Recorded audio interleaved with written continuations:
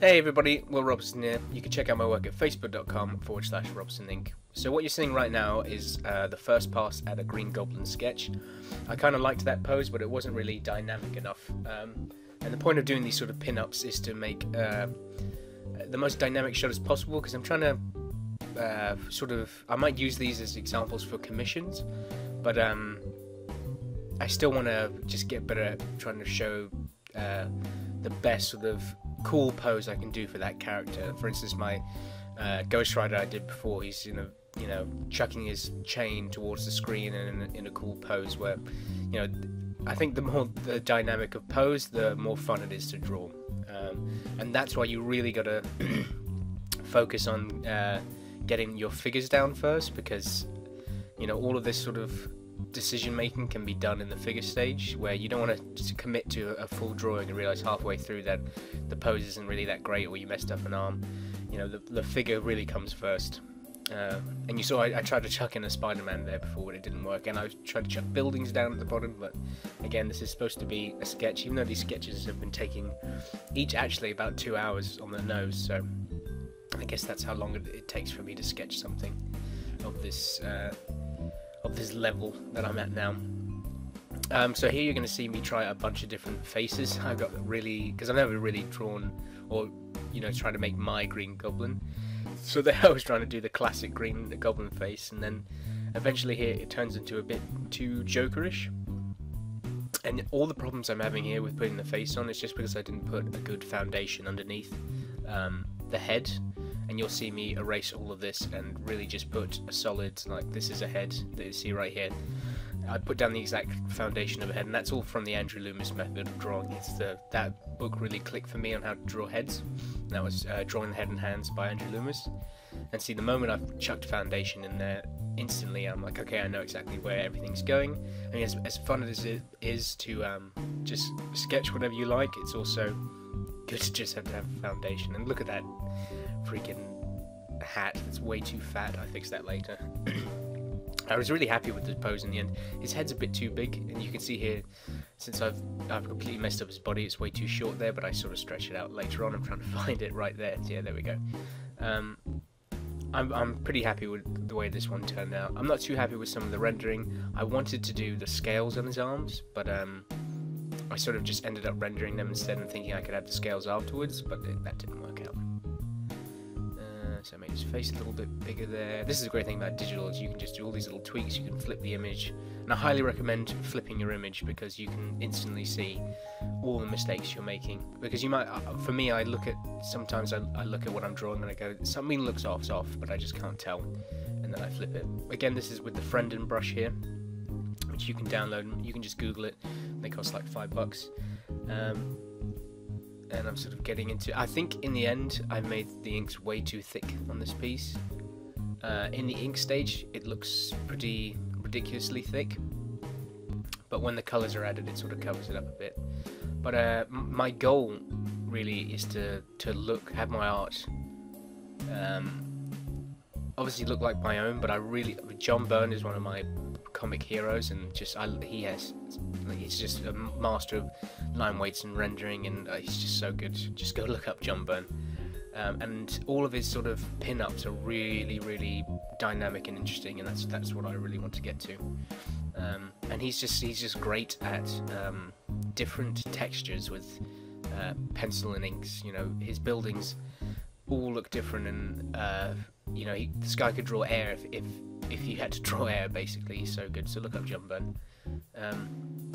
I didn't put too many wrinkles in his jacket, well, it's not really a jacket, his shirt. I should have put more, and I should have made it more drastically blowing in the wind to show that he's really zooming past. And also, it's kind of annoying because I have his smoke making it look like he's turning, but essentially where his bag and his hat are pointing would mean that they would be pointing towards that turn, as if he's just swooshing around a corner. But so that's a little bit of a mess up. But I suppose if you don't really know too much about drawing, you can get away with stuff like that. But to someone that is artistically creative, they would see that instantly. And a lot of people say I'm way too hard on myself, but you have to be hard on yourself, because I still look at this, I'm like, this piece turned out great, but you have to ask yourself, is this good enough for Marvel Comics? Is this good enough to do this professionally?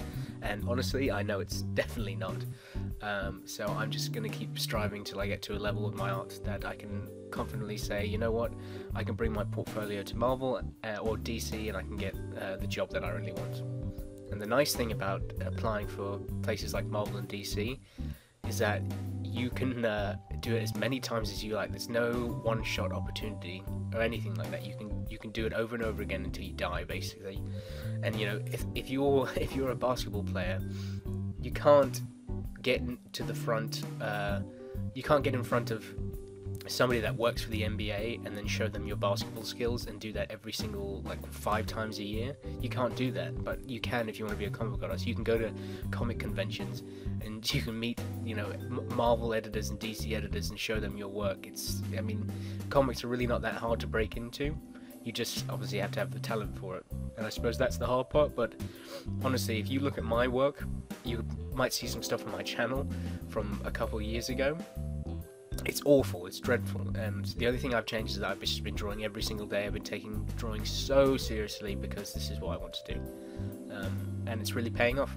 I feel like I'm finally now getting to a level with my art where I'm sort of becoming the artist that I know that I'm capable of, and what I've learned along this way is just, you just need to get used to seeing forms, and then everything becomes so much easier with art. I mean, you got to render everything as a 3D object. You got to treat everything you're drawing that it is sort of an object you can pick up, turn around and hold and see from every side. And the way you do that is just practicing form. And form can be very boring to practice, but anyway, I should probably start talking about this drawing again. So here I'm chucking in all these little render lines, and this was sort of taught to me by John Rector. I'll put his channel below, because you guys, if you have never seen John Rector's stuff, then prepare to be blown away. It's really good.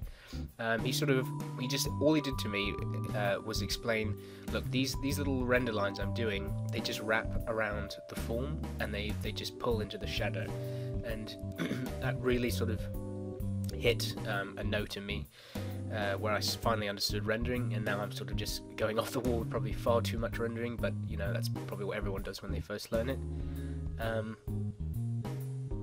Yep, I forgot what I was going to say there. I'm going to be getting into the colours of this as well, which is fun. But anyway, I remember what I was trying to say. So his rendering is extremely, I mean, all of his work is extremely smooth, and I do want to get to that smoothness of, you know, because you can see, I mean, this is supposed to be a sketch, so the inks look really rough, but I really like the roughness. I mean, you look at like Todd McFarlane and Greg Capullo, a lot of their stuff and John Romita Jr., it looks rough, but I like that look. And he has, I think his rendering lines are much thicker than mine, depending on how thick the shadow is, and a lot smoother. But I do like to chuck in extra sort of feather lines, because I think the combination of those render lines and the feather lines really creates a nice sort of dynamic look. Like you could see on his face, I always, on any face I draw, oh yeah, that was it, I was colouring with purple there, and then I instantly put in that sort of bubblegum colour, and instantly you see there's a pause there, because I was looking at it going like, oh yeah, that's the Green Goblin. But yeah, that balance I'm trying to get is, well, I see it a lot in Capullo, McFarlane,